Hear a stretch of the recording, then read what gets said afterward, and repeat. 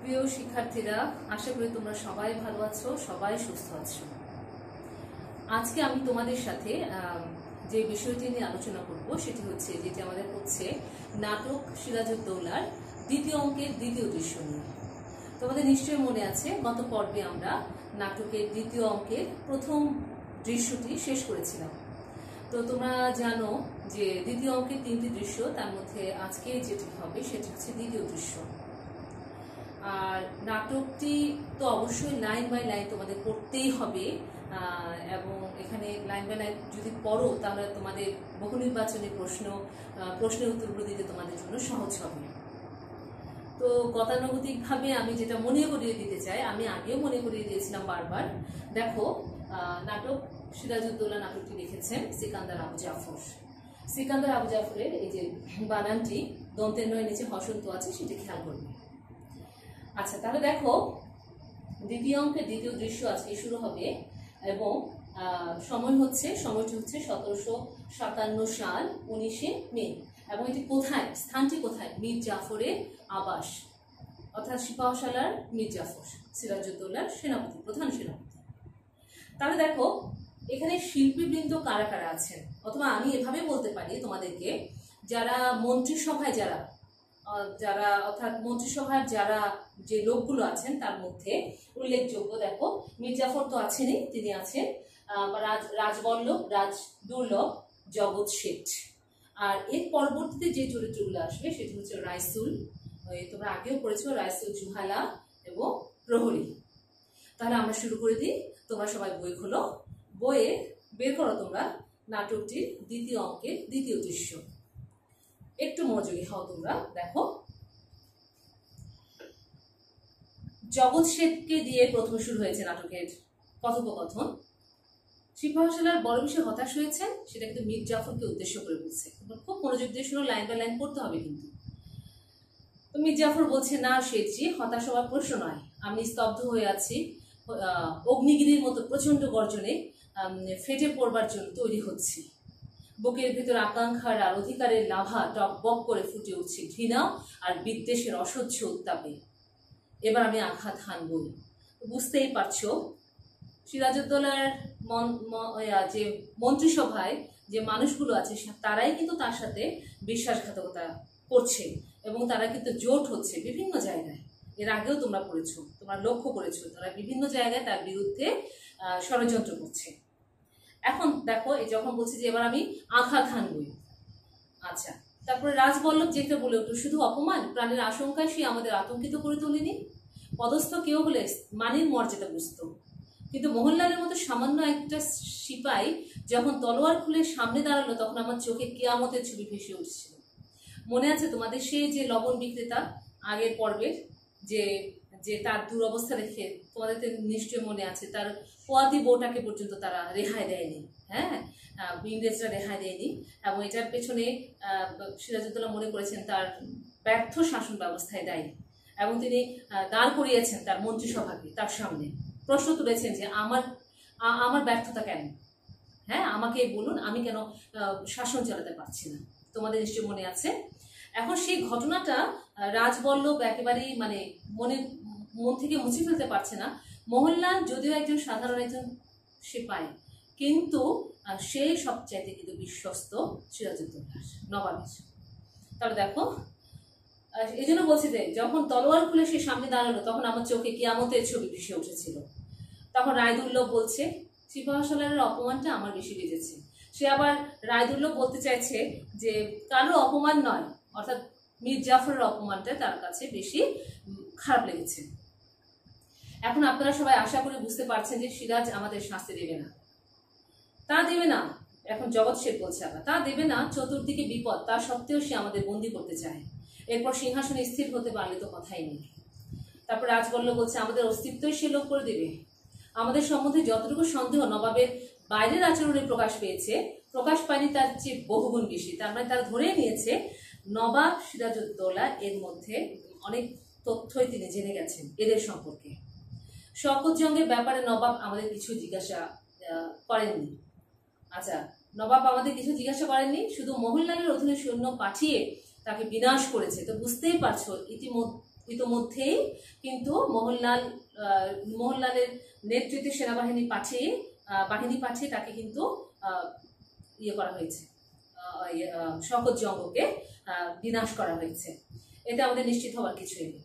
তারপর জগৎ শেঠ বলছে তার প্রমাণ তো হাতের কাছেই, আমাদের গ্রেফতার করতে গিয়েও করেননি, কিন্তু রাজা মানিক চাঁদকে তো ছাড়লো না, তাকে কয়েকখানায় যেতে হলো, শেষ পর্যন্ত 10 লক্ষ টাকা খেসারত দিয়ে তবে তার মুক্তি। তাহলে মানিক চাঁদ যে কিনা দেওয়ান ছিল, অর্থাৎ জমির যে দেখাশোনা করতো, তাকে 10 লক্ষ টাকা দিয়ে মুক্তি দেওয়া হয়েছে।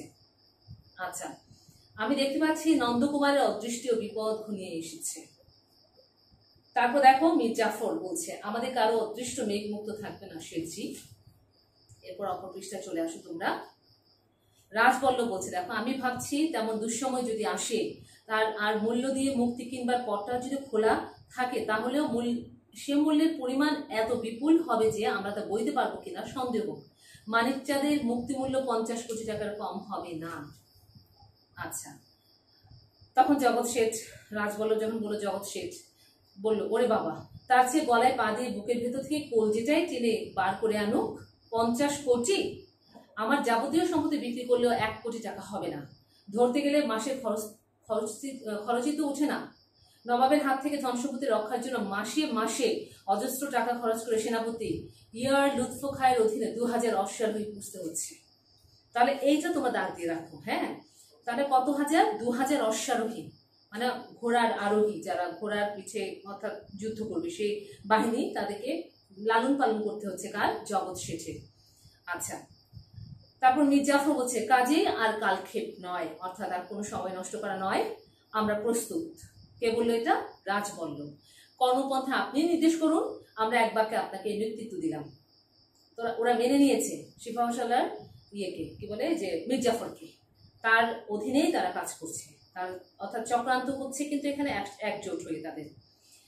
তারপর দেখো মীর জাফর বলছে আমার উপর আপনাদের আন্তরিক ভরসা আছে তা আমি জানি, তবু আজ একটা বিষয় খোলাসা হওয়া উচিত। আজ আমরা সবাই সন্দেহ দোলায় দুলছি, কেউ কাউকে বিশ্বাস করতে পারছি না, তাই আমাদের সিদ্ধান্ত কাগজে কলমে পাকাপাকি করে নেওয়াটাই আমার প্রস্তাব। তার মানে বুঝতেই পারছো তারা কিন্তু মানুষকে তো মানুষের সাথে বিশ্বাসঘাতকতা করে। এখন নিজেরাও যারা বিশ্বাসঘাতকতা করে তারা নিজেদের মধ্যেও কিন্তু তারা নিজেকে বিশ্বাস করতে পারছে না। আমার তাতে আপত্তি নেই, জগৎ শেঠ বলছে। তারপর রায়দুল্লাহ বলছে এতে আপত্তির কি থাকতে পারে। তো কথোপকথনের ঠিক এই পর্যায়ে নেপথ্যে কণ্ঠস্বর, একটা পেছনে একটা কণ্ঠস্বর শোনা যাবে। তারপরে যে কণ্ঠস্বরটা শোনা গেল, তারা কথার মাঝখানে একটা কণ্ঠস্বর হঠাৎ বলে উঠলো ওরে বাবা, কতবার দেখতে হবে? দেউরি থেকে আরম্ভ করে এ পর্যন্ত মোট 21 বার দেখিয়েছি। এই দেখো বাবা, আরেকটি বার দেখো, হলো তো? রাইসুল জুহালা কামরায় ঢুকলো। তাহলে কে ঢুকলো? রাইসুল জুহালা। এটা বলতে বলতে, অর্থাৎ সে যখন ঢুকছিল তাকে হয়তো বা প্রহরীরা তাকে ঢুকতে দিচ্ছিল না, হয়তো কোনো একটা তার গেট পাস আছে যেটা কিনা দেখালে তারা ঢুকতে দিচ্ছে। তারপর দেখো কি গেরো রে বাবা, গেরো মানে হচ্ছে বিপদ, তোমরা লিখে রাখতে পারো। তখন মীর জাফর বলছে কি হয়েছে? সালাম হুজুর। ওই পাহারাওয়ালা হুজুর সবাই হাত বাড়িয়ে আঙুল নাচিয়ে বলে দেখলাও, দেরি করলে তলোয়ারে হাত দেয়। আমি বলি আছে বাবা আছে, খোদ নবাবের পাঞ্জা। তখন মীর জাফর একটু ভয় পেয়ে গেছে। হ্যাঁ, নবাবের পাঞ্জা? আলবত হুজুর, কেন নয়, আবার কুর্নিশ, অর্থাৎ সালাম করে বলল হুজুরের নবাব হতে আর বাকি কি? বুঝতেই পারছো রাইসুল জুহালা কিন্তু বুঝতে পেরেছে এখানে কি আলোচনা চলছে, এবং সে বুঝতেই পেরেছে এখানে সবাই সবার স্বার্থ সিদ্ধি করার উপায় খুঁজছে। এখন সে কিন্তু বলেই ফেললো যে আর নবাবের, অর্থাৎ এখানে হুজুরের নবাব হতে আর বাকি কি? মীর জাফরকে উদ্দেশ্য করে বলছে যে নবাব হবে মীর জাফর, আর সময় নেই। তখন মীর জাফর প্রসন্ন হাসি হেসে বলছে সে যাক, খবর কি তাই বলো। প্রসন্ন অত খুশি হয়ে হাসলো। প্রায় শেষ খবর নিয়ে এসেছিলাম হুজুর, তলোয়ারের খাড়া এক কোপ। এখানে একটু মজা করে রাইসুল জুহালা যেটা বলছে, তোমরাও হয়তো বা মজা পেলেও পেতে পারো। দেখো একেবারে গর্দান সমেত। তখন রাজবল্লভ বিরক্ত হয়ে গেছে, আবুল তাবুল বকে বড় বেশি সময় নষ্ট করছো রাইস মিয়া। তখন সে তো ক্ষুব্ধ হয়ে গেছে রাইসুল জুহালা। সে বলছে আবুল তাবুল কি হুজুর? বলছি তো তলোয়ারের খাড়া এক কোপ, লাফিয়ে সরে দাঁড়িয়ে তাই রক্ষে। এই তবু এই দেখুন পকেট থেকে দ্বিখণ্ডিত মূলার নিম্নাংশ বার করলো, অর্থাৎ রাইসুল জুহালা পকেট থেকে মূলা বের করে দেখালো সেটা দুখণ্ড, হ্যাঁ, দুটুকরো হয়ে গেছে। একটু নুন জোগাড় করলে কাঁচা খাবো বলে মূলাটা হাতে নিয়ে ঘুরছিলাম। অর্থাৎ সেও খুব রসিক লোকই মনে হচ্ছে রাইসুল জুহালাকে। সে কি করলো, মূলাটা নিয়ে সে পকেটে করে ঘুরছিল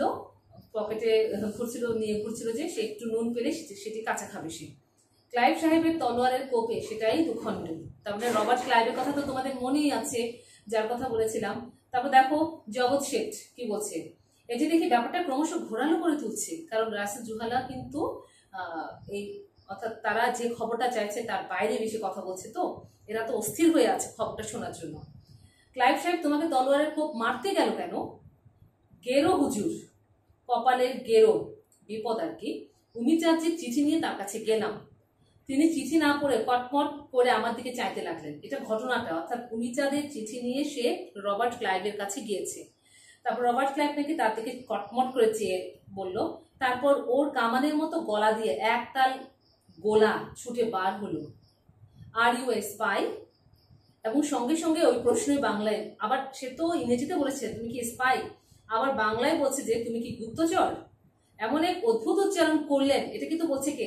রাইসুল জুহালা। তোমরা শুনো, আমি শুনলাম সে বলেছে তুমি কি গুপ্তচর, হ্যাঁ, রবার্ট ক্লাইভ। তখন সে শুনলো কি রাইসুল জুহালা, আমি শুনলাম তুমি ঘুফুত চোর। চোর কথাটা শুনে মাথাটা গরম হয়ে গেল। তাছাড়া ঘুফুত চোর, গামছা চোর, বদনা চোর, জুতো চোর, তারপরে গরু চোর, সিধেল চোর, কাফন চোর, আপনাদের ভেতরে হুজুর কত রকমারি চোরের নাম যে শুনেছি আর তাদের চেহারা চিনেছি তার হিসাব নেই, কিন্তু ঘুফুত চোর আর আমি স্বয়ং। হিতাহিত বিচার না করে হুজুরের মুখের উপর দিয়ে বলে ফেললাম। আবার একটুখানি হেসে বলছে, একটু ইংরেজি তো জানি, ইংরেজিতেই বললাম, ইউ শাট আপ। সঙ্গে সঙ্গে তলোয়ারের এক কোপ, অর্থাৎ রবার্ট ক্লাইভ তখন কিন্তু তলোয়ার দিয়ে এক কোপ দিয়েছে। তারপরে হেসে উঠে রাইসুল জুহালা বলছে, এদিকে ঘটনাটা বলছে, অহংকার করবো না হুজুর, লাভটা যা দিয়েছিলাম একেবারে মাপা। তাই আমার গর্দানের বদলে ক্লাইভ সাহেবের ভাগ্যে জুটেছে মূলোর মাথাটা, অর্থাৎ যেটা পকেটে নিয়ে এসে ঘুরছিল সেই মূলোর মাথাটাই কিন্তু, অর্থাৎ সে যখন কোপ দিয়েছে, তলোয়ারের কোপ দিয়েছে, মূলোটাই দ্বিখণ্ডিত হয়ে গেছে। কথা থামাবে রাইস মিয়া? রেগে গেছে মীর জাফর। হুজুর, এখন তুমি কার কাছ থেকে আসছো? উমিচাঁদের কাছ থেকে। এই যে চিঠি। তখন উমিচাঁদ একটা চিঠি পাঠিয়েছে, সেই চিঠিটা দেখালো। পত্র পড়ে রাজবল্লভের দিকে এগিয়ে দিলেন মীর জাফর। ক্লাইভ সাহেবের ওখানে কাকে দেখলেন? এখন তার সন্দেহ হচ্ছে ক্লাইভ সাহেবের ওখানে গিয়েছে যেহেতু, প্রথমে কাকে দেখলেন?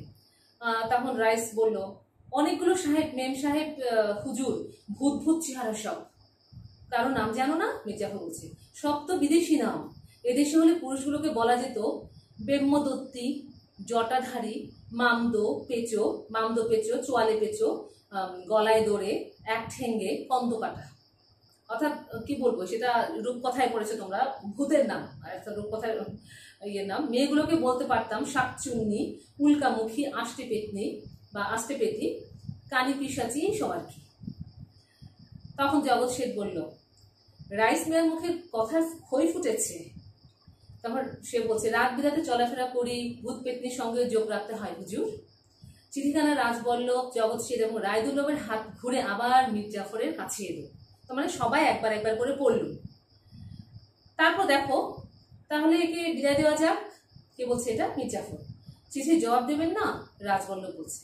কারণ মীর জাফর বলছে, চিঠিপত্র যত কম দেওয়া যায় ততই ভালো। কে জানে কোথায় সিরাজের গুপ্তচর ওত পেতে আছে।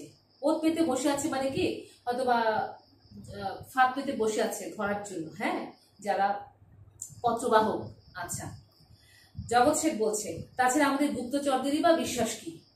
এখন জগৎ শেঠের এই কথাটা, গুপ্তচর কিন্তু গুপ্তচর হিসেবে কাজ করছে কিন্তু রাইসুল জুহালা, এদের গুপ্তচর। উমিচাঁদের চিঠি এসেছে, হ্যাঁ, চিঠি নিয়ে এসেছে সে।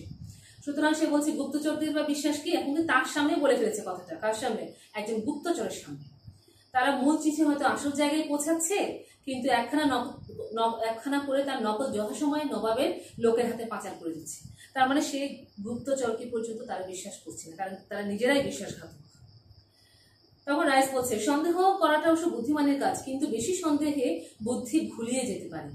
বুঝতেই পারছো, সে অত্যন্ত চালাক লোক রাইসুল জুহালা। সে বলছে সন্দেহ করা যায়, কিন্তু বেশি সন্দেহ করলে বুদ্ধি ভুলিয়ে যেতে পারে।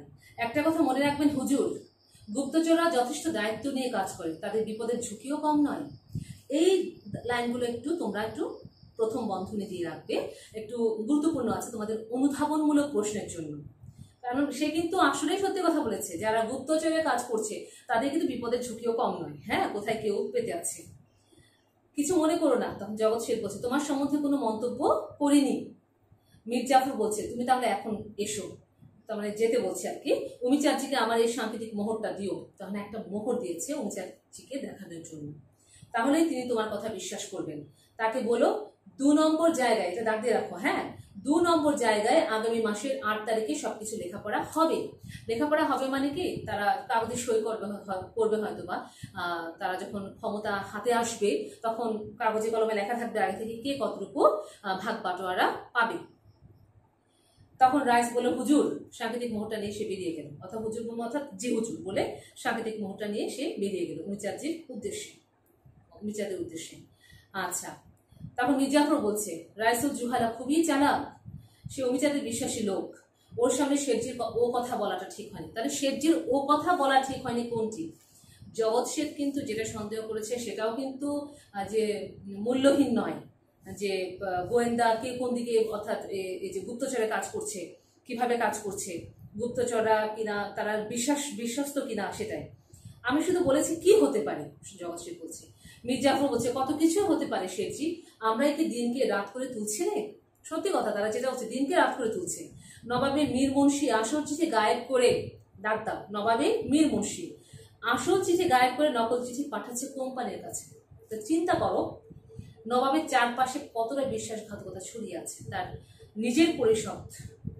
তারপর দেখো, তাতে তো ওদের এত সহজে খেপিয়ে দেওয়া সম্ভব হয়েছে। অর্থাৎ নবাব যা লিখতেন তাই মীর মুন্সি পাচার করে দিত কোম্পানির কাছে, এবং এতেই কিন্তু ইংরেজরা খেপে গেছে। আচ্ছা, বুদ্ধিটা অবশ্য রাজবল্লভের, কিন্তু ভাবুন তো কতখানি দায়িত্ব এবং বিপদের ঝুঁকি নিয়ে কাজ করছে নবাবের বিশ্বাসী মীর মুন্সি।